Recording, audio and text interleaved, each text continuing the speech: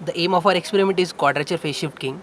Now before performing the experiment, let us look at the block diagram of QPSK transmitter. We can see we have a demultiplexer. The input to the demultiplexer is non-return to zero polar format.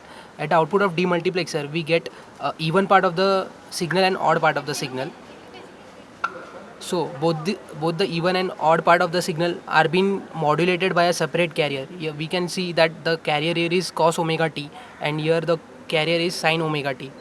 Now both the outputs of the carrier modulator are being added with the help of an adder, and at the output of which we get the QPSK signal. The same QPSK signal is being received by the receiver and been demodulated. Now let us have a look at the experimental setup. Connections of quadrature phase shifting, which is quite a tedious experiment to perform. Now, first thing is we have a variable data bit generator which will be generating the data. Now, we have to connect the data of variable data bit generator to the transmitter data input, whereas the clock is being given to the transmitter clock input. The ground pins also have to be synchronized quite properly. Now, we have a differentially encoded die-bit block here, which will give us the 2 bits on which modulation is to be performed.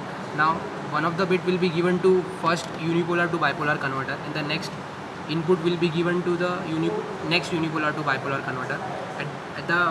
We'll have 2 outputs then. Now, these 2 outputs will be given to the modulator circuit, which is situated here.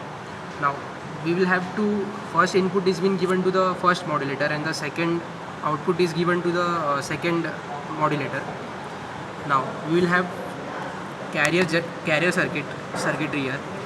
This is a 960 kilohertz sine wave, and this is quadrature phase, means if this is sine wave then this will be a cos wave.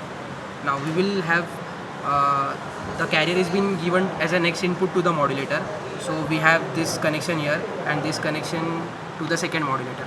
At the output of modulator we will get the corresponding outputs, which is then added with the help of summing amplifier, and at the output of summing amplifier we will get a QPSK modulated signal which looks like this. Let us have a look at the QPSK receiver. Now the output of the modulator is being given as an input to the QPSK demodulator circuit. Now here we have a phase adjust knob which will be adjusting the phase, and here we have the 2 bits, which is I and Q bit.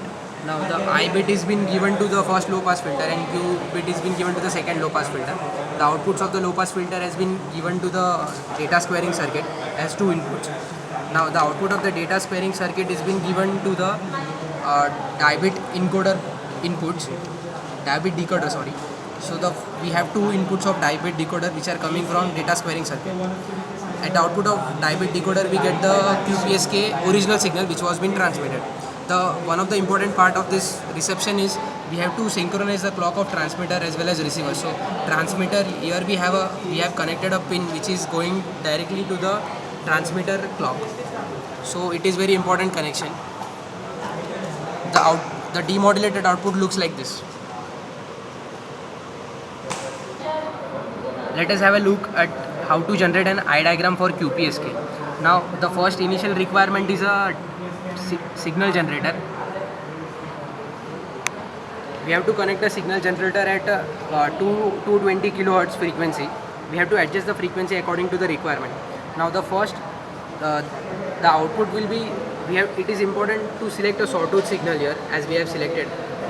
So we have to connect this sawtooth signal to the input of the DSO. Now the next input to the DSO will be from modulator output, which is a QPSK modulator output. Now both the inputs are combined here.